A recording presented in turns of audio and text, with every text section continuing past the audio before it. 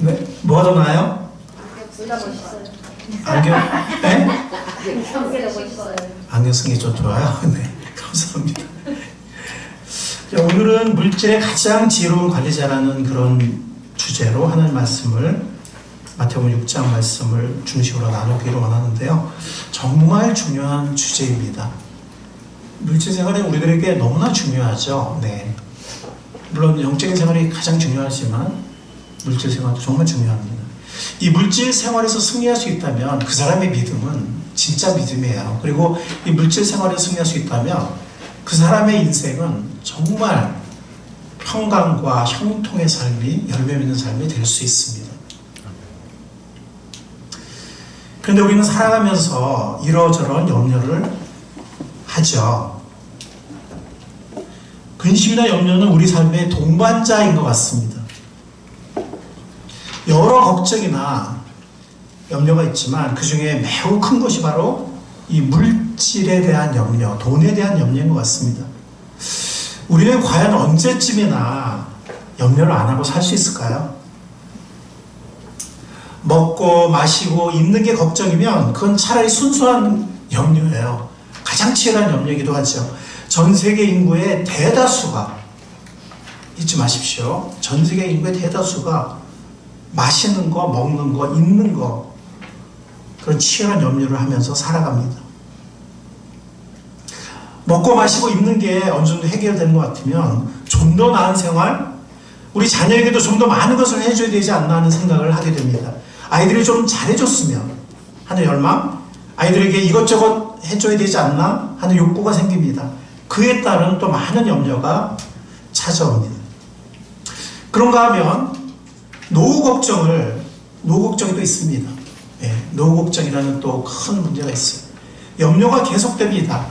나이가 들면 경제적인 염려도 있지만 건강에 대한 염려, 죽음에 대한 두려움, 염려는 끊이지 않습니다. 우리 인생길은 염려에서 벗어나기가 어려워 보입니다. 어떻게 하면 염려에서 자유로운 삶을 살 수 있을까요?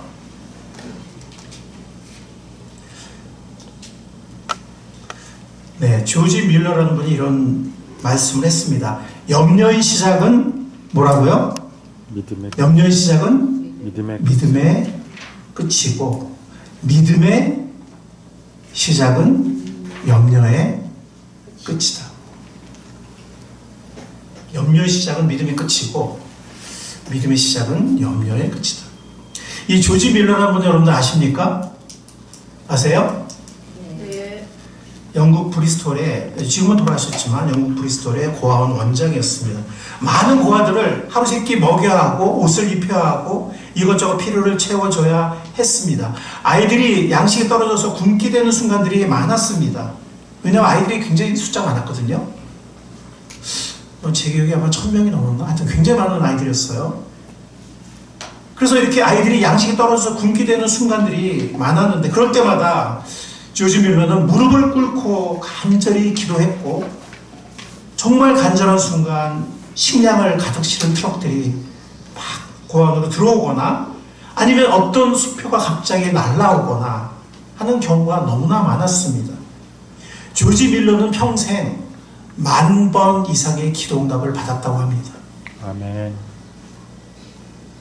하나님 살아계시죠? 아멘. 얼마나 놀랍습니까? 10,000번.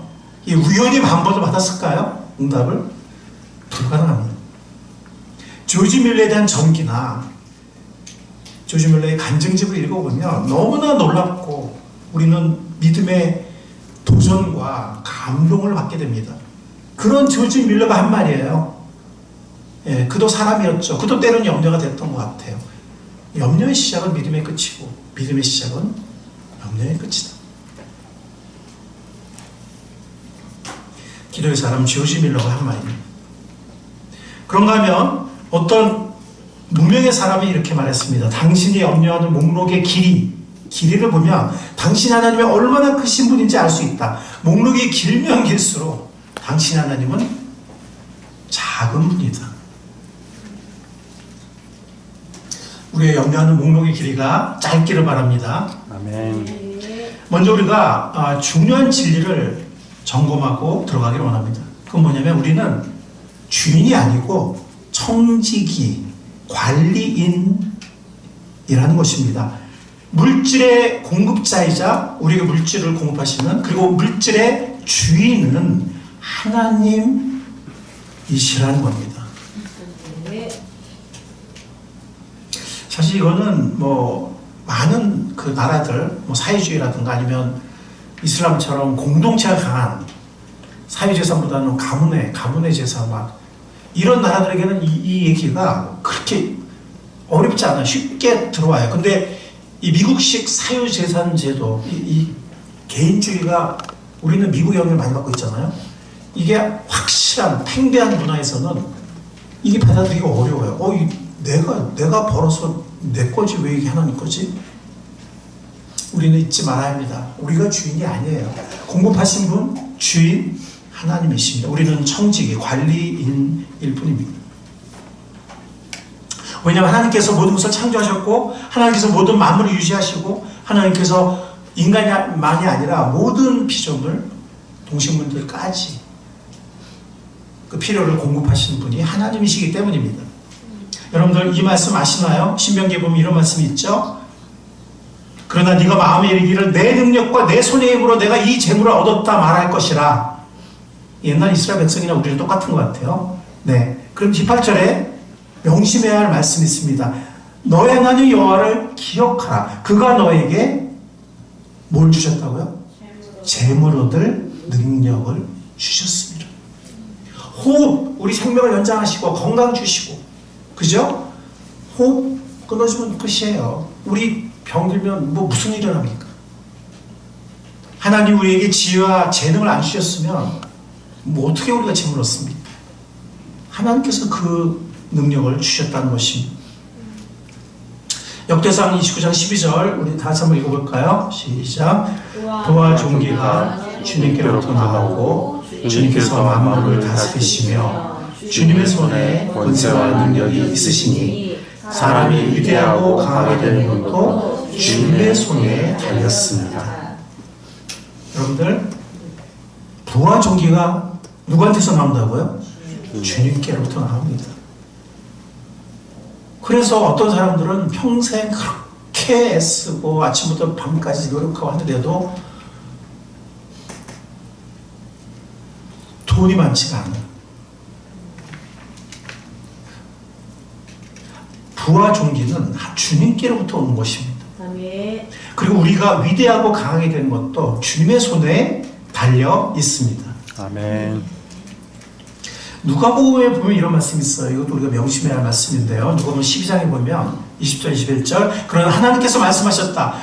이 어리석은 사람, 이 사람이 누구냐면 추수를 많이 해가지고 먹고 살고 남어. 그러니까 남에게 나눠주기보다는, 아니면 뭐 이렇게 드리기보다는 계속 쌓아두고 창고를 더 지어서 또 쌓아두고, 또 모자라니까 창고를 또 짓고 또 쌓아두고 막 그러면서 나 부자구나 이랬던 사람이 있었는데, 하나님께서 말씀하시는 거예요. 근데 하나님에 대해서는 가난한 사람이었어요. 하나님에 대해서는 너무 빈약한 사람이었는데 하나님께 말씀하셨어요. 어리석은 사람아, 오늘 밤에 내 영혼을 너에게서 도로 찾을 것이다. 그러면 너가 장만한 것들이 누구의 것이 되겠느냐? 자기를 위해서는 재물을 쌓아두면서도 하나님께 대하여는 보유하지 못한 사람은 이와 같다. 예수님이 가르치신 말씀입니다. 우리는 잊지 말아야 합니다. 우리는 죽는 존재라는 것, 언제 죽을지 모른다는 것, 우리 건강도 언제 잃을지 모른다는 것, 우리는 잊지 말아야 합니다. 그리고 모든 것의 주인 하나님이시라는 것, 우리는 주어진 시간 동안, 주어진 기회 동안 자녀와 물질을 관리하는 청직이라는 것. 오늘 본문 말씀인 설교 본문 말씀 마태복음 6장은 청지기를 위한 헌장이라고 할 수 있어요. 이 경제적인 면에서. 그래서 이 물질적인 삶의 형통함을 위한 귀한 영적 원리들을 담고 있습니다. 마태복음 6장이. 이 6장에서 우리가 첫 번째 알 수 있는 중요한 영적 원리는 뭐냐면, 물질의 가장 지혜로운 관리자는, 청지기는 뭘 내려놓는다고요? 걱정. 걱정을 내려놓는다는 것입니다.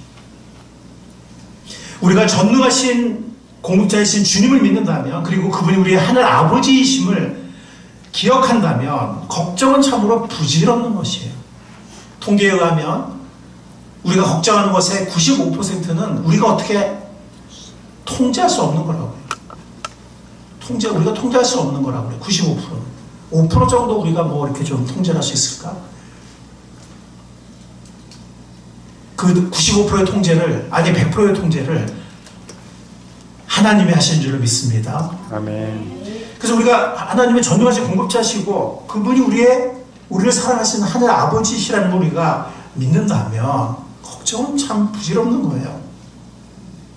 오늘 본문 말씀 여러분들이 마태복음 6장 보셨죠? 공중의 새와 들의 들풀, 공중의 새, 누가 뭐 그들 먹는 씨앗을 누가 뿌립니까? 누가 거둡니까? 공중의 새가 먹고 살아갑니다. 하나님이 그렇게 살아갈 수 있도록 하셨습니다. 들의 들풀, 백합화, 누가 뭐 그죠? 길쌈을 합니까? 누가 뭐 어떻게 합니까? 솔로몬의 그 인간 지상의 가장 위대한 왕이고 가장 부자였고 가장 현명한 능력 있는 왕이었던, 그리고 모든 재물을 가졌던 그 솔로몬도 그 들의 백합화, 그 들풀에 그거보다 아름다운 옷을 입지 못했습니다.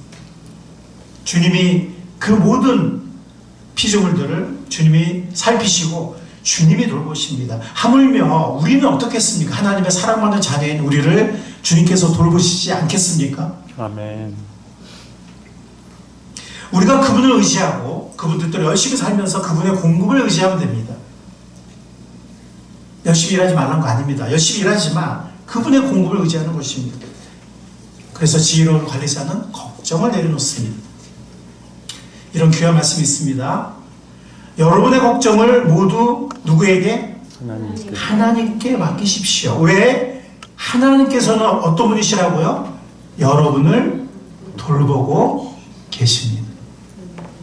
여러분들의 자녀 중에서 이제 뭐 유치원생이 아니고 이제 초등학교 좀 올라가면서 우리 딸이 가끔 그런 얘기 했거든요. 중학교 때도 그랬나? 고등학교 때도 그랬나?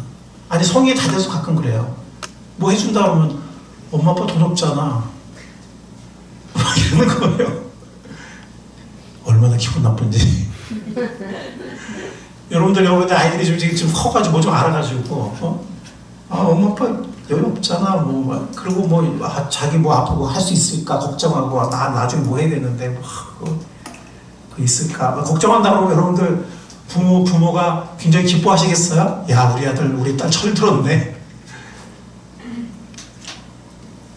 걱정하지 않아도 성인이 되기 전까지는 부모가 합니다. 아멘. 걱정하는 것은 마치 하나님 앞에서 그와 같습니다. 하나님 과연 이거 해줄 수 있을까? 마음에 안 놓여서 내가 확보하려고 내 힘으로 하려고 하는 것이 걱정입니다.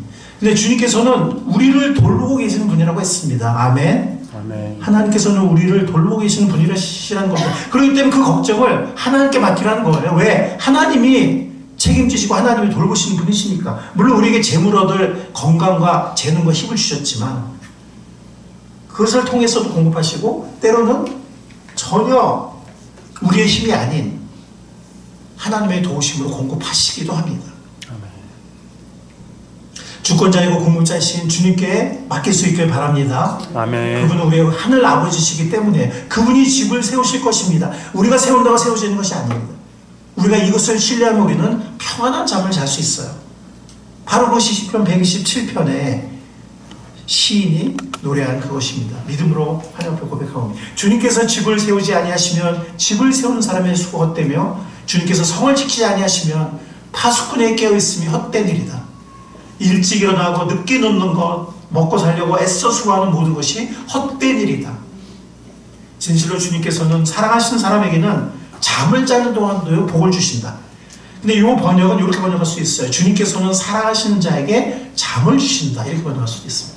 두 가지 번역이 가능해요. 둘 다 참 은혜가 돼요. 하나님께서 영감을 주셔서 시편 기자의 이 시편을 구약 성경에 기록하게 하신 줄로 믿습니다. 아멘. 여러분들 어떤 인생을 사시겠어요? 그냥 안달복달하고 그냥 걱정하고 뛰어다니고 뭐 그것이 가치 없다는 얘기는 아니에요. 예, 우리 자녀들을 위해서 혹은 또 우리 가족을 위해서 하는 것이기 때문에 보통 일이 아니죠. 예. 그러나 제가 말씀드린 건 뭐냐면 과연 우리의 노력으로 모든 것이 다 되냐는 거예요. 다 되지 않거든요. 예. 주님께서 세우셔야 합니다. 자녀도 마찬가지고 집도 마찬가지고 경제도 마찬가지고 우리가 수고하지 말라는 얘기가 아니에요. 예. 그러나 결국은 주님께서 세우셔야 하고 주님께서 지키셔야 합니다. 아멘. 그 주님을 바라보고 많은 걱정의 짐들을 내려놓는 하나님의 평강을 아는 우리 모두가 될 수 있기를 바랍니다. 아멘. 오스왈드 챔버스라는 분이 주는 나의 최고봉이라는 유명한 묵상집이 있어요. 뭐 서양에서는 너무너무 유명한 책인데 묵상집. 그 오스왈드 챔버스의 그 글 중에 보면 그런 글이 있어요. 우리의 모든 염려와 초조는 하나님을 빼고 계산하기 때문이다. 정말 전곡을 찌르는 말이 아닐 수 없습니다. 여러분들 이사야 26:3절에 보면 이런 말씀이 있거든요. 주께서 심지가 견고한 자를 평강에 평강으로 지키시리니 이는 그가 누구를? 주를 의뢰함이니라. 주님을 의지하는 심지가 견고한 자에게 하나님께서 평강으로 지키신다고 말씀하셨습니다. 열심히 삽시다. 아멘. 하나님 주신 우리의 건강과 기회와 재능과 은사 모든 걸 따라서 기회를 따라서 열심히 삽시다. 그러나 염려는 내려놓읍시다. 아멘. 아멘. 염려가 만병의 근원이에요. 스트레스가 만병의 근원이에요. 진짜예요. 몸이 상합니다. 암도 생기고 뭐 각종 질병이 생깁니다. 예. 내장도 망가지고 위도 망가지고. 예.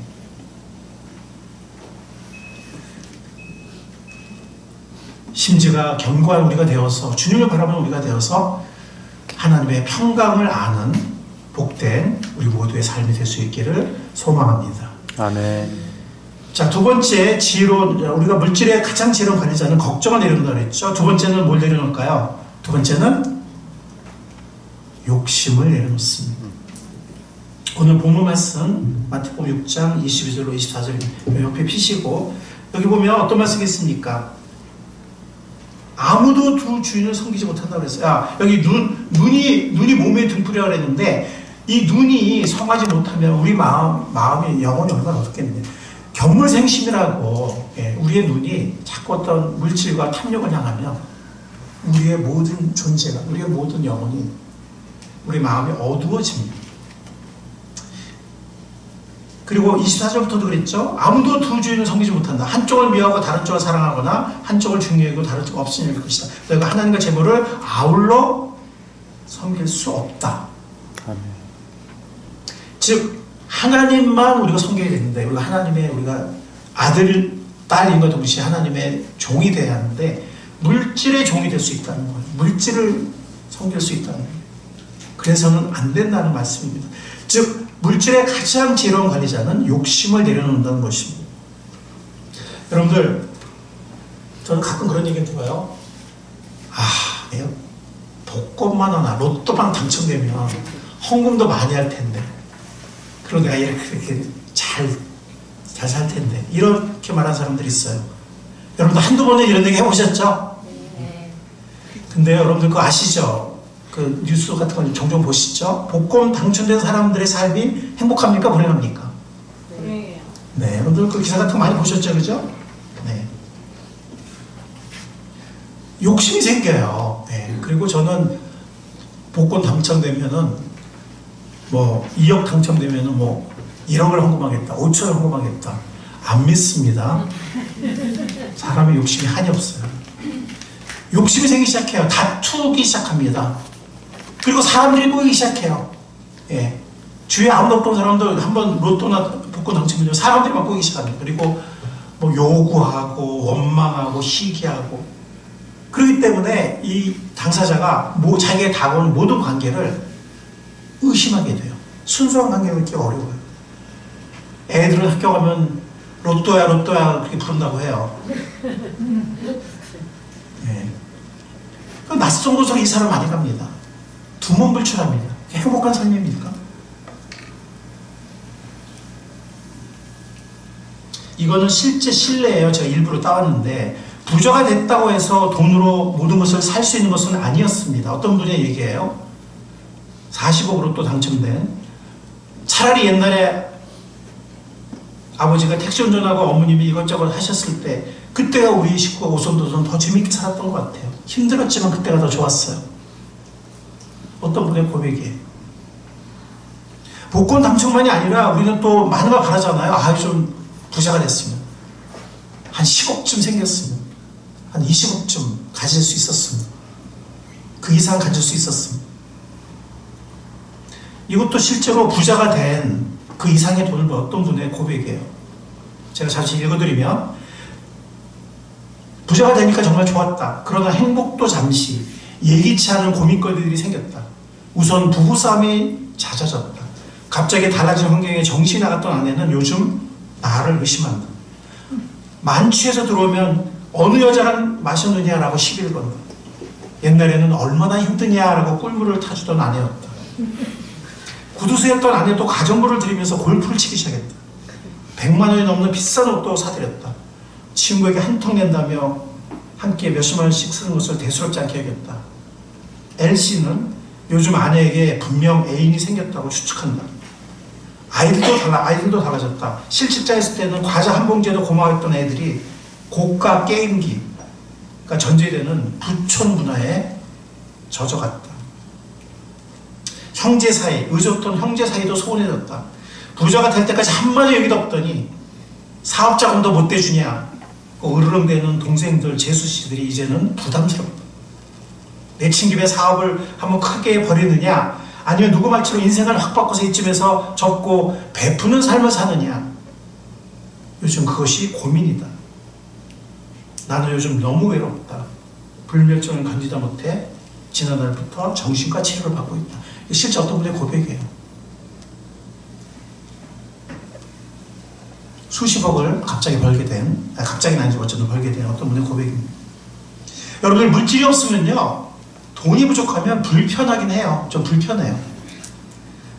그러나 그렇다고 해서 많은 물질이 행복을 보장해 주는 것은 아닙니다. 행복을 보장해 주는 건 아니에요. 솔직히 말씀드리면, 제가 여러분 잘 아시죠? 제가 유학 마치고 한국 나올 때 20만 원 들고 나왔다고, 제가 몇 번 얘기해서 여러분 아실 거예요. 근데 어쨌든 하나님의 은혜로, 하여튼 저희가 이렇게 일할 수 있는 나이까지 꾸준히 일한다는 전제하에 여생을 먹고 사는 걱정하지 않을 정도로 하나님께서 이렇게 주셨는데, 또 지금 넓은 아파트에도 살잖아요. 그죠? 하나님께서 아파트 주셨고. 근데 어떤 생각이 드냐면, 그건 좋죠. 감사하죠. 예. 그거 감사하고 좋아요. 좋은데, 그렇다고 행복한가? 행복은 내가 주님과 동행하면서 주님의 뜻 가운데 행하면서 열매 맺고, 그리고 정말 귀한 사람들하고 귀한 교제를 나누고, 또 주님의 사명을 쓰임받고, 내 은사를 쓰임받고, 이런 삶에서 행복이 있는 것이지, 넓은 아파트 살고 좋은 차 타고 다니고, 부동산이든 헌금 계좌든 간에 뭐가 좀 전부 다 많다고 그래서 그냥 날마다 행복하고, 그런 건 아닌 것 같아요. 재벌들도 보세요. 저는 재벌집 들어서 과외집도 많이 해봤거든요. 대학 다닐 때. 강남이나, 그때는 여의도도 부자가 많았는데, 강남 막 개발될 때고, 가보면 그 많은 걸 누리면서, 그 좋은 집에 살고 그 많은 걸 누리면서 눈빛이 살아있질 않아. 그냥 뭐라 해야 되죠? 그냥 뭐라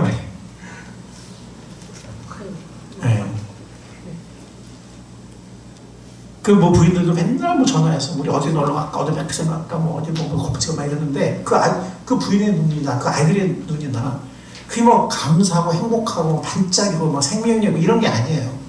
그냥 뭐 너무 당연하고 매일 그냥 그거 익숙해서 그냥 그러고 안 그러면 불편하지 안 그러면. 근데 뭐 그냥 그렇다고 그런 것도 있다고 뭐 행복해하고 감사하고 뭐 즐거움이 넘치고 화목하고 그냥 따로 살아야 보니까 그냥 다들 바빠가지고 재벌들 보세요. 얼마나 서로 불신하고 싸우니까. 우리는요 신기루로 보는 거예요. 예, 우리가 돈이 많으면 행복할 거다. 신기루예요. 돈은 그냥 어느 정도 필요하면 돼요. 그냥 어느 정도 필요하면 되고 그게 부족하면 없으면 좀 불편해요. 그렇다고 불행한 건 아니에요. 자문이 그랬잖아요. 예. 정말 이렇게 마른 떡 몇 개 놓고도 화목한 집안이 행복하고 육선이 집에 가득해도 다투는 집안은 불행하다. 그래서 물질의 가장 지른 권리자는 욕심을 내는 사람이에요. 한국사회심리연구소의 박영식 박사라는 분은 이렇게 얘기했습니다. 돈이 있으면 어느 정도 행복에 도움이 됩니다. 그러나 그것이 그렇게 높은 상관관계는 아니기 때문에 꼭 비례하지는 않습니다.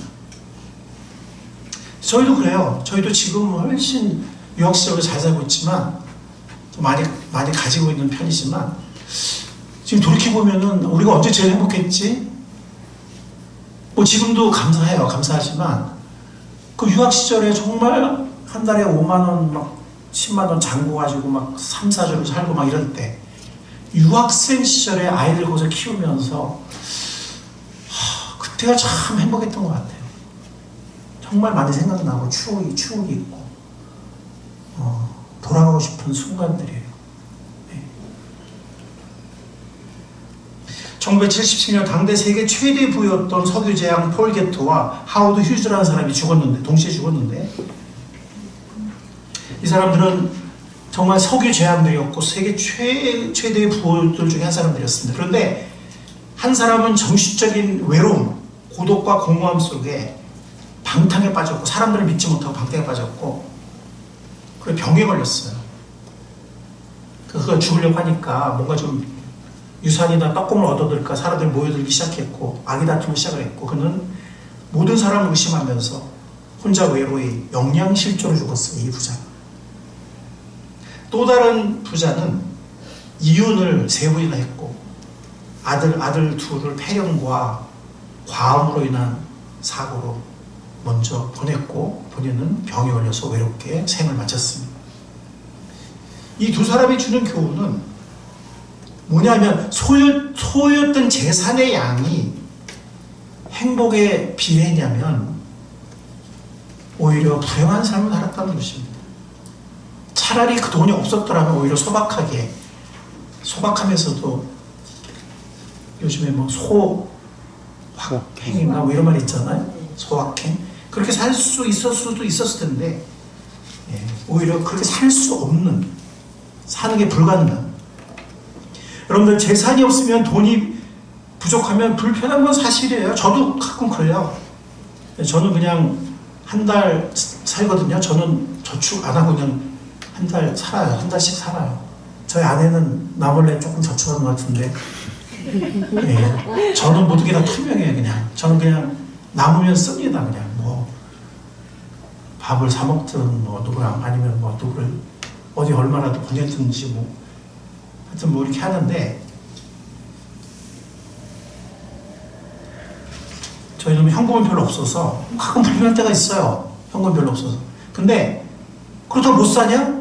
살 수 있어요. 어떤 분이 정말 그 없는 환경에 갔는데 갔더니 너무 불편한 거예요. 이것도 없고 저것도 없고 이것도 없고.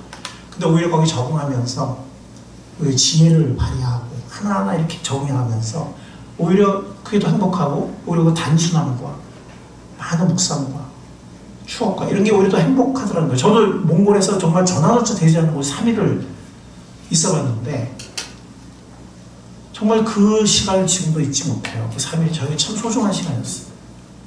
휴대폰도 안 되고 전화도 안 되고 그리고 너무나 모든 게 없는 그냥 마신 물과 뭐 이런 것밖에 없는 그냥 식량 조금 있고 거기서 제가 많은 생각을 하고 많은 책을 읽고 많은 기도를 하고 너무나 소중한 시간을 풍성한 시간을 가졌습니다. 여러분들 재산이 없으면 돈이 없으면 불편한 건 사실이지만 그 자체가 불행한 건 아니에요. 참된 행복은 물질에 많고 적음에 있는 것이 아니라 정신적인 풍요, 영적인 풍요, 이것이 곧 행복의 분량을 나타내는 수치가 된다는 것을 우리는 잊지 말아야 돼요. 이걸 모르면 돈이 만능인 줄 알아요. 여러분들 세상 TV 켜보세요. 연예인들 말하는 거 보세요. 예능 프로 보세요. 드라마 보세요. 돈이 최고야. 돈이 전부야. 돈이 만능이야. 계속 우리를 세뇌시켜요. 그래서 연예인이 행복합니까? 그래서 재벌이 행복합니까? 그래서 대통령이 행복합니까? 국회의원이 행복합니까? 우리가 이 사탄에게 세상에 세뇌되기 때문에 그럼 돈이 만능인 줄 알고 그러면 탐욕이 생겨요. 그럼 만족하지 못하게 돼요. 감사할 줄 모르게 돼요. 그럼 만족이 없으면 물질을 원하는 게 한이 없어요. 옛날에는 그냥 1억이라도 있었으면 1억 생기면 만족할 줄 아세요? 4억 있어요. 그럼 만족할까요? 10억 원 있어야 될 것 같아요. 거기서 만족할까요? 절대로 만족하지 못합니다.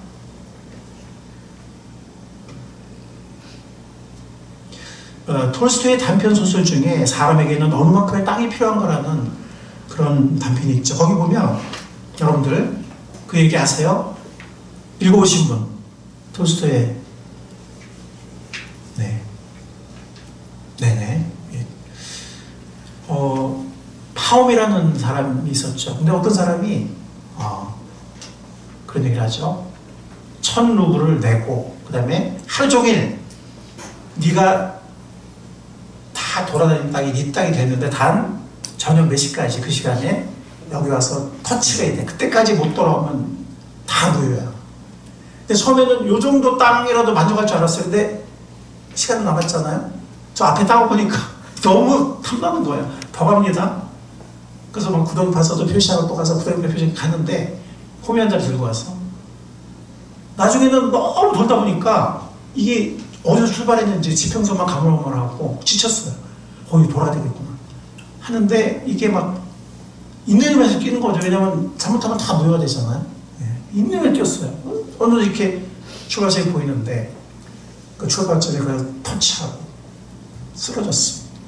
나중에 보니까 바움은 피를 흘리며 죽어 있었어요. 인간의 욕심은 한이 없습니다. 그래서 24절에 보면은 우리가 두 주인을 못 섬긴다고 한 거예요. 물질과 하나님을 두 주인을 섬길 수 없다. 돈은 우리의 종이 돼야 돼요. 돈은 우리가 써야 돼요. 잘 써야 부자거든요. 그냥 어딘가에 아무 사람들이 모르는 데서 많이 쌓아놓는다고 내가 부자입니까? 미국에 보면 그런 분들 가끔 있어요.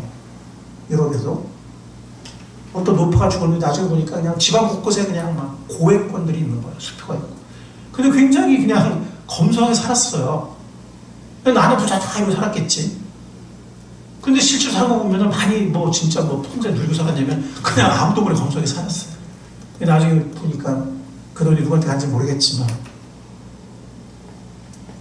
그런 경우가 너무나 많습니다. 제가 물론 약간 극단적인 경우가 있지만 포인트는 뭐냐면 계좌에 많이 쌓여있고 뭐 부동산에 많이 쌓여있다고 해서 부자가 아니고 잘 쓰는 사람, 어차피 내가 죽을 땐 가져갈 수 없기 때문에 잘 쓰는 사람이 그것이 뭐 자녀에게도 물론 일부러 쓰겠지만 그냥 나와 내 자식에게만 다 쓰고 그냥 죽는다가 아니라 그 이상이 주님을 위해서 선교와 구제를 위해서 또 어떤 주의 어떤 가치를 위해서 또 쓸 수 있는 또 내가 정말 어떤 사람을 원하는 사람들에게 얼마나 더 이렇게 또 베풀 수 있는 그렇게 물질이 우리의 종이 되어야 되는데 우리가 물질의 종이 되기가 쉽다는 거예요. 욕심이 생기면 얼마를 내가 모아야 돼 이러면 그냥 아니면 우리 자식 우리 식구를 위해서 그냥 뭘 해야 돼 막 이렇게 너무 집착을 하다 보면은 너무 큰 욕심을 부리다 보면 우리가 돈에 물질의 노예가 된다는 것입니다. 물질과 돈은 숭배하게 된다는 것입니다. 그래서 골로새서 3장 5절에 보면 어떤 말씀이 있어요? 골로새 3장 5절 맨 마지막에 있는 말씀인데 뭐라고 했죠? 뭘 죽이라고요? 탐욕을 죽이십시오. 탐욕은 뭐라고요? 우상을 숭배. 어느 순간 이게 나의 우상이 되는 거예요. 나는 종이 되는 거예요. 노예가 되는 거예요.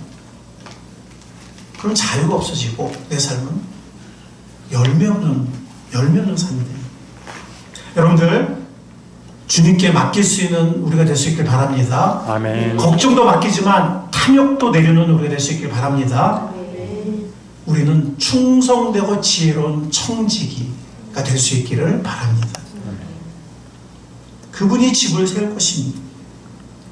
그분이 우리의 하늘 아버지이십니다. 그래서 물질의 가장 지혜로운 관리자는 욕심을 내려놓는다는 거예요. 물론 열심히 성실하게 일해요. 하나님 주신 재능과 건강과 기회를 살려서 열심히 일합니다. 성실하게. 그러나 욕심을 부리지는 않습니다. 걱정에 빠지지도 않습니다. 욕심을 부리지 않고 집착하지도 않습니다. 탐심을 품지도 않습니다. 그런 순간 우리가 매이게 되고 돈과 물질의 노예가 되기 때문입니다. 정말 중요한 것들을 소홀히 하기 시작합니다. 어떤 진실한 가치, 소중한 관계, 건강, 믿음, 사랑, 소망, 주님 안의 삶의 목적, 사명, 헌금과 베품, 선교와 구제, 영원한 상급, 영원한 보화, 이런 것들을 소홀히 하기 시작해요. 이 땅에 있는, 우리가 오래 살지도 못하는데 그냥 너무 이 물질에 욕심 부리고 집착하게 되면 제가 지금 예를 든 이런 모든 것들에 대해서 점점 소홀히 하게 됩니다. 잃어버리게 됩니다. 그래서 물질의 가장 지혜로운 관리자는 뭘 내려놓는다고요? 욕심을 내려놓습니다. 내가 주인이 아니고 내가 주권자가 아니기 때문에. 그러나 그는 자유롭게 지혜롭게 물질을 관리하고 주님에 의해 귀하게 사용될 것입니다. 자, 마지막으로 세 번째, 물질의 가장 지혜로운 관리자는 어떻게 한다고요? 하나님의 나라와 의를 먼저 구합니다. 이렇게 하는 것이 왜 가장 지혜로울까요? 여러분들 오늘 마태복음 6장 33절 말씀 보시기 바랍니다. 피고 계시죠? 6장 33절 같이 한번 읽겠습니다. 시작. 너희는 먼저 하나님의 나라와 하나님의 의를 구하여 그러면 이 모든 것을 너에게 더하여 주실 것이다. 하나님의 나라와 의를 먼저 구하면 하나님의 나라와 의에 쓰임받아요. 그러면 너무나 행복한 복된 삶이거든요. 하나님의 나라와 의에 쓰임받는 삶은 너무, 물론 때로는 사도바울처럼 고난을 받을 수도 있고 스트레스 받을 때도 있지만 저는 제가 가는 이 목회라는 길이, 또 우리 자녀들을, 미래 세대를 키우는 이 길이 가장 보람된 것 같아요. 아까 가장 어려운 길을 간다고 그랬는데 내 마음을 어떻게 먹냐에 따라서는 가장 어려울 수 있어요.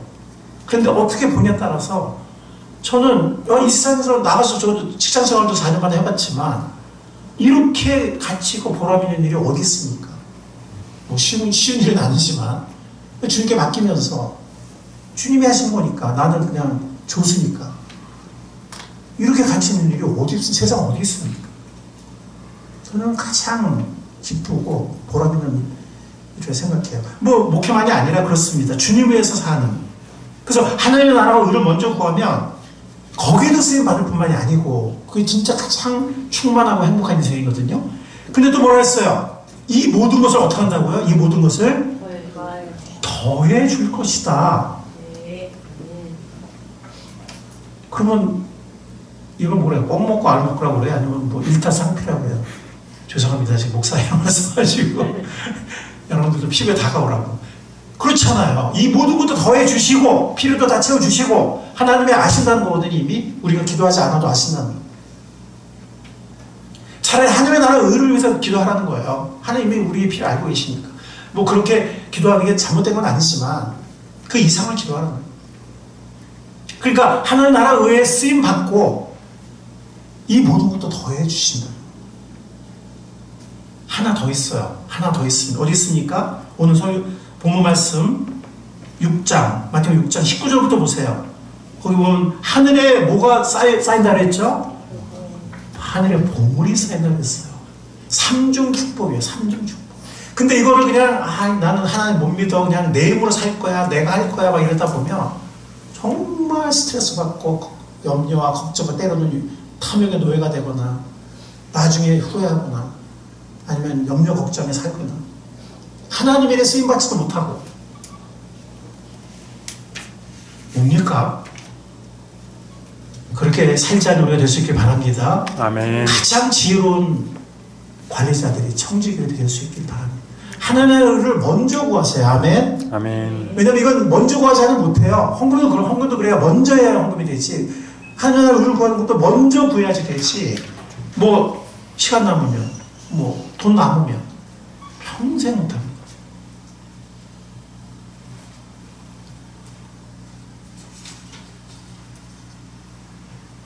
제가 아는 어떤 교회 집사님, 제가 아는 어떤 교회 성서심이었는데요. 어떤 잘하는 집사님이 있습니다. 사업을 하면서, 큰 사업은 아니에요. 그렇지만 그래도 이렇게 좀 어느 정도 자리 잡힌 사업을 하면서 믿음으로 많이 드렸어요. 교회에도 그렇고 또 학교의 장학금이라든가 뭐 학교도 그렇고 하나님이 그 사업을 축복하셔서 지금까지 사업이 너무 잘 되고 있어요. 우리 교회 어떤 자매님, 뭐 여러분이 계시지만 그 중에 한 분을 제가 생각했었는데 믿음으로 먼저 11조를 했어요.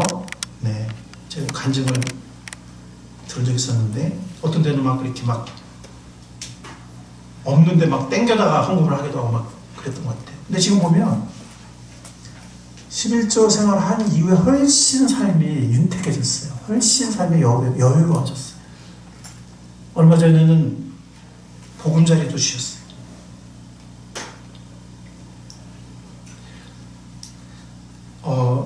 제 자신의 그 결혼 생활에서도 마태복음 33절이 너희는 먼저 그의 나라 그 이름을 구하라. 그러면 이 모든 것을 너에게 더하시리라. 이게 평생의 약속의 말씀이었거든요. 제가 결혼하면서부터 우리 가정에 우리 결혼에 약속의 말씀이다라고 했는데 지금까지 하나님이 이 약속을 너무 신실하게 이루어 주셨습니다. 아멘. 하나님을 찬양합니다. 아멘. 근데 보면은 제가 이렇게 뭔가 물질적인 손해를 감수하면서 하나님의 나라를 구했을 때 유학 시절에도 제가 건강 문제로 두 삶을 병행할 수 없었을 때 사례를 받는 교회 부목사와 사례가 없는 캠퍼스 대학생 사역 중에 후자를 선택했을 때, 그 다음에 우리 교회가 경매 기간 중에 힘들었을 때, 또 우리가 이전하면서도 헌금했을 때, 그 다음에 교회가 뭐 어려울 때, 우리 교회 어려운 시절이 있었죠. 그 다음에 코로나 기간 이럴 때, 뭐 지금도 그렇지만 사례비를 제가 받지 못하고 자비랑 사역할 때, 제가 자세히 말씀 못 드리지만 그런 포인트마다 제가 믿음으로 하나님 나라 의를 먼저 구하고 그랬을 때 놀랍게도 그때마다 하나님께서 인간이 할 수 없는 어떤 것들을 주셨어요. 저희 가정에. 하나님을 찬양합니다. 아멘. 저는 지금 제가 무슨 자랑하거나 그런 게 아니라 하나님을 높이기를 원합니다. 아멘. 그냥 주신 게 아니고 인간적으로는 이렇게 좀 뭔가 어렵고 뭔가 이렇게 손해되는 것 같고 막 그럴 때 제가 믿음으로 주님의 나라 의를 먼저 구하고 했을 때 우리의 필요를 아시는 주님께서 그때마다 사람이 할 수 없는 어떤 것들을 손길을 통해서 역사하시고 넘치도록 채워주셨습니다. 아멘. 이 마태복음 6장 33절을 거의 40년이 다 돼가는 유학시절부터 시작해서 지금까지 하나님은 신실하게 약속을 지켜주셨습니다. 아멘. 우리 모두가 이 삼중 축복을 누리는 꿈사랑의 귀한 식구들이 됐으면 좋겠습니다. 아멘. 우리 자녀들이 됐으면 좋겠습니다. 아멘. 네, 그래서 우리 이 마지막 우리 모두 한 사람 빠짐없이 하나님이 맡기신 물질에 가장 지혜로운 관리자가 될 수 있기를 바랍니다. 아멘. 삼중의 축복을 받는 우리 모두가 될 수 있기를 살아계신 하늘 아버지, 우리의 주인이고 공급자이신 우리 하늘 아버지의 이름으로 여러분 모두를 축복합니다. 아멘. 기도하겠습니다. 하나님 감사합니다. 오늘 저희들에게 너무나 중요한 이 문제에 대해서 도전하시고 가르쳐 주시고 약속해 주심을 감사합니다. 주님, 당신의 약속을 믿고 당신을 바라보는, 당신을 신뢰하는 우리가 되게 해 주십시오. 아멘. 산중의 축복을 누리는 우리 모두가 되게 하여 주십시오. 아멘. 우리를 사랑하시는 예수님의 이름으로 기도했습니다. 아멘.